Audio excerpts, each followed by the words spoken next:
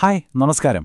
എപ്പോഴെങ്കിലും ആലോചിച്ചിട്ടുണ്ടോ, നമ്മൾ നല്ല കട്ടിയുള്ളൊരു ആപ്പിളോ പേരക്കയൊക്കെ കടിക്കുമ്പോൾ ആ ഒരു ശക്തിയിൽ നമ്മുടെ പല്ലുകൾക്കെന്താ ഒന്നും സംഭവിക്കാത്തതെന്ന്? പൊട്ടിപ്പോകേണ്ടതല്ലേ? പക്ഷേ ഇല്ല. കാരണം നമ്മുടെ എല്ലാം വായിൽ ഓരോ നിമിഷവും നമ്മളെ സംരക്ഷിക്കുന്ന ഒരു കുഞ്ഞൻ ഹീറോയുണ്ട്. അപ്പോൾ ഇന്ന് നമ്മൾ ആ രഹസ്യനായകന്റെ കഥയാണ് കേൾക്കാൻ പോകുന്നത്. അതെ, ഇതാണ് നമ്മുടെ മുന്നിലുള്ള ചോദ്യം. ഇത്ര കട്ടിയുള്ള സാധനങ്ങളൊക്കെ കടിക്കുമ്പോഴും നമ്മുടെ പല്ല് എങ്ങനെയാണ് താടിയലിൽ അങ്ങനെ ഉറച്ചു നിൽക്കുന്നത്? ആ ഒരു ഭയങ്കര പ്രഷർ അതെങ്ങോട്ടാ പോകുന്നത്? ഇതിന്റെ ഉത്തരമാണ് നമ്മളിന്ന് നോക്കാൻ പോകുന്നത്. ഇതാണ് നമ്മുടെ ഹീറോ, പെരിയോഡോണ്ടൽ ലിഗമെന്റ്, അല്ലെങ്കിൽ നമ്മൾ ചുരുക്കി പറയും PDL എന്ന്. ഇതങ്ങനെ ഒരു സാധാരണ കണക്ടറൊന്നുമല്ല കേട്ടോ.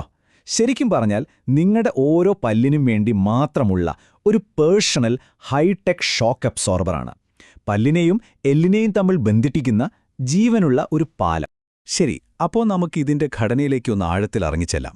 കാരണം ഈ കുഞ്ഞൻ ഹീറോയുടെ ശക്തി ശരിക്കും മനസ്സിലാക്കണമെങ്കിൽ അതിന്റെ ഡിസൈൻ എത്ര ഗംഭീരമാണെന്ന് നമ്മൾ ആദ്യം അറിയണം. ഈ ചിത്രത്തിലേക്കൊന്ന് നോക്കിയേ. പല്ലിന്റെ വേരില്ലേ, അതിന് നമ്മൾ സിമെന്റം എന്ന് പറയും. അതിനെയും താടിയെല്ലിനെയും, അതായത് ആൽവിയോളാർ ബോണിനെയും തമ്മിൽ ബന്ധിപ്പിക്കുന്ന ആ നേരിയ സ്ഥലമാണ് PDL. ഒരു സംരക്ഷണ കവചം പോലെ പല്ലിനെ എല്ലിനുള്ളിൽ ഭദ്രമായി പിടിച്ചു നിർത്തുന്നത് ഇതാണ്. അതിന്റെ ഏറ്റവും വലിയ ഡിസൈൻ രഹസ്യം എന്താണെന്നറിയോ? അതിന്റെ ആകൃതിയാണ്.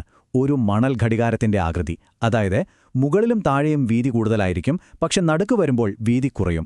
ഈ വീതി കുറഞ്ഞ ഭാഗം ഒരു ഫൾക്രം പോലെ, അതായത് പല്ലിന് ചലിക്കാനുള്ള ഒരു കേന്ദ്രം പോലെ പ്രവർത്തിക്കും.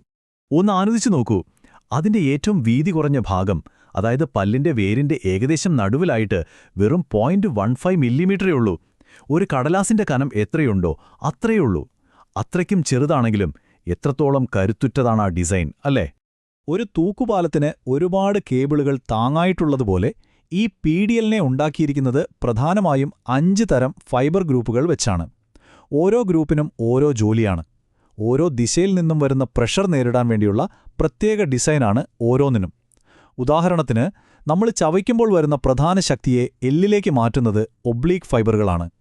ഇനി വശങ്ങളിൽ നിന്നാണ് പ്രഷർ വരുന്നതെങ്കിലോ അതിനെ തടയാൻ ഹൊറിസോണ്ടൽ ഫൈബറുകളുണ്ട്.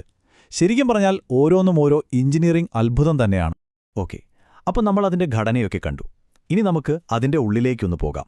കാരണം ഈ PDL എന്ന് പറയുന്നത് ജീവനുള്ള ഒരു ടിഷ്യൂ ആണ്. അതൊരു നിശ്ചലമായ ഭാഗമൊന്നുമല്ല, എപ്പോഴും മാറ്റങ്ങൾ സംഭവിച്ചുകൊണ്ടിരിക്കുന്ന ഒരു യുദ്ധക്കളം എന്ന് തന്നെ പറയാവുന്ന ഒരിടമാണ്. അതെ, PDL എപ്പോഴും സ്വയം പുതുക്കിക്കൊണ്ടിരിക്കും. പഴയ കോശങ്ങൾ നശിക്കുമ്പോൾ പകരം പുതിയവ വന്നുകൊണ്ടേയിരിക്കും. ഇതിന് വേണ്ട രക്തം കിട്ടുന്നതാകട്ടെ 3 വഴികളിലൂടെയാണ്: പല്ലിന്റെ അറ്റത്തുനിന്ന്, എല്ലിൽ നിന്ന്, പിന്നെ മോണയിൽ നിന്നും. ഈ ഒരു നിരന്തരമായ പ്രവർത്തനം കൊണ്ടാണ് അതെപ്പോഴും ആരോഗ്യത്തോടെ ഇരിക്കുന്നത്. അപ്പോൾ ഈ PDL നേരിടുന്ന ഏറ്റവും വലിയ ഭീഷണി എന്താണെന്നറിയാമോ? പ്ലാക്കാണ്. പക്ഷേ രസകരമായൊരു കാര്യമുണ്ട്. ഈ പ്ലാക്ക് ഉണ്ടാകുന്നതിന്റെ വേഗത എല്ലാവരിലും ഒരുപോലെയല്ല. ശരിക്കും ഒരു സ്പ്ലിറ്റ് സ്ക്രീൻ വീഡിയോ പോലെ നമുക്ക് സങ്കല്പിക്കാം. 96 മണിക്കൂർ പല്ല് തേക്കാതെ വെച്ചാൽ ചിലരുടെ പല്ലിൽ പ്ലാക്ക് മല പോലെ കുന്നുകൂടും. അതേസമയം മറ്റു ചിലർക്കോ വളരെ കുറച്ചു മാത്രമേ കാണൂ. മൈക്രോസ്കോപ്പിലൂടെ നോക്കുമ്പോൾ ഈ വ്യത്യാസം ശരിക്കും ഞെട്ടിക്കുന്നതാണ്. ആരോഗ്യമുള്ള മോണയാണെങ്കിൽ അതിലെ ബാക്ടീരിയകൾ അധികം അനക്കമില്ലാത്ത ഗോളങ്ങളും ദണ്ടുകളുമൊക്കെയായി ക്വൈറ്റായിട്ടിരിക്കുന്നത് കാണാം. എന്നാൽ അസുഖമുള്ള മോണയിലോ, അതൊരു ബഹളമയമായ ലോകമാണ്. അവിടെ കിടന്ന് ഓടിമറിയുന്ന സ്പൈറോക്കീറ്റുകളും കോമയുടെ ആകൃതിയുള്ള ബാക്ടീരിയകളും. ഈ ഒരു ചലനം അതുതന്നെയാണ് അപകടത്തിന്റെ ആദ്യത്തെ സൈൻ. അപ്പോൾ എപ്പോഴാണ് ഇത് ശരിക്കും അപകടകരമായൊരവസ്ഥയിലേക്ക് മാറുന്നത്?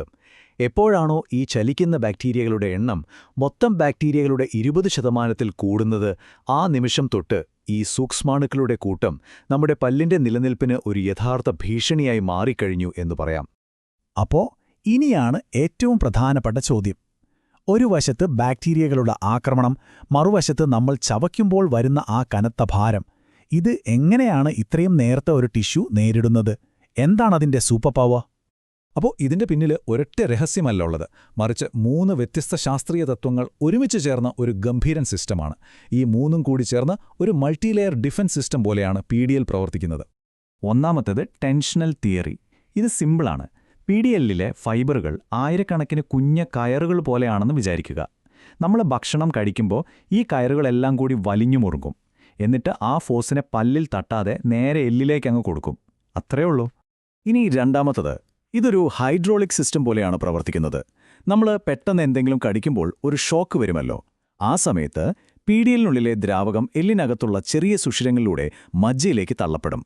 ഒരു കാറിന്റെ ഷോക്ക് അബ്സോർബർ എങ്ങനെയാണോ കുലുക്കത്തെ ഇല്ലാതാക്കുന്നത്, അതുപോലെ ഈ ദ്രാവകം ആ ഷോക്കിന്റെ ശക്തിയെ മുഴുവനായി അങ്ങ് ഇല്ലാതാക്കും. അവസാനത്തേത്, മൂന്നാമത്തേത്, ഇത് കുറച്ച് കൗതുകം നിറഞ്ഞ ഒന്നാണ്: തിക്സോട്രോപിക് തിയറി. ഇതിൽ പറയുന്നത് പീഡിയലിനകത്തുള്ള ജെൽ ഒരു മാന്ത്രിക ദ്രാവകം പോലെയാണെന്നാണ്. അതായത് പ്രഷർ കൂടുമ്പോൾ അത് വെള്ളം പോലെയാകും, പ്രഷർ കുറഞ്ഞാലോ അത് പഴയ പോലെ ജെല്ലായിട്ട് മാറും. ഈ ഒരു കഴിവ് കാരണം അതിന് ഏത് ശക്തിയെയും വളരെ എളുപ്പത്തിൽ ആഗിരണം ചെയ്യാൻ പറ്റും. അപ്പോ നമ്മൾ ഇത്രയും നേരം സംസാരിച്ച ഈയൊരു കുഞ്ഞു ടിഷ്യൂ എത്രമാത്രം സങ്കീർണവും അതേസമയം നമ്മുടെ ആരോഗ്യത്തിന് എത്രത്തോളം പ്രധാനപ്പെട്ടതുമാണെന്ന് ഇപ്പം നിങ്ങൾക്ക് മനസ്സിലായി കാണുമല്ലോ. അപ്പോൾ ഒന്നുകൂടി ഓർത്തുവെക്കാൻ പീഡിയലിന്റെ പ്രധാന ജോലികൾ എന്തൊക്കെയാ? 1. പല്ലിന് താങ്ങ് നൽകുന്നു. 2. ചുറ്റുമുള്ള എല്ലിനെയും ടിഷ്യൂവിനെയുമൊക്കെ ഉണ്ടാക്കുകയും പരിപാലിക്കുകയും ചെയ്യുന്നു. 3. രക്തത്തിലൂടെ വേണ്ട പോഷകങ്ങളെല്ലാം എത്തിക്കുന്നു. പിന്നെ നമ്മൾ എത്ര ശക്തിയിലാണ് കടിക്കുന്നതെന്ന് തലച്ചോറിന് സിഗ്നൽ കൊടുക്കുന്ന ഒരു സെൻസറായും ഇത് പ്രവർത്തിക്കുന്നുണ്ട്. ഒരു ഓൾറൗണ്ടറാണ് കക്ഷി. അതുകൊണ്ട് ഇനി അടുത്ത തവണ നിങ്ങൾ നല്ല കട്ടിയുള്ളൊരു കരിമ്പോ മുറുക്കോ ഒക്കെ കടിക്കുമ്പോൾ ആ ഭീമമായ പ്രഷറിനെ നിശബ്ദമായി നേരിടുന്ന ഈ കുഞ്ഞൻ ഹീറോയെ ഒന്നോർക്കണം.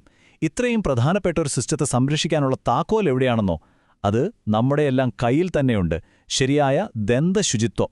അപ്പോൾ ഈ ആരും കാണാത്ത നായകനെ സംരക്ഷിക്കേണ്ടത് നമ്മൾ ഓരോരുത്തരുമാണല്ലേ?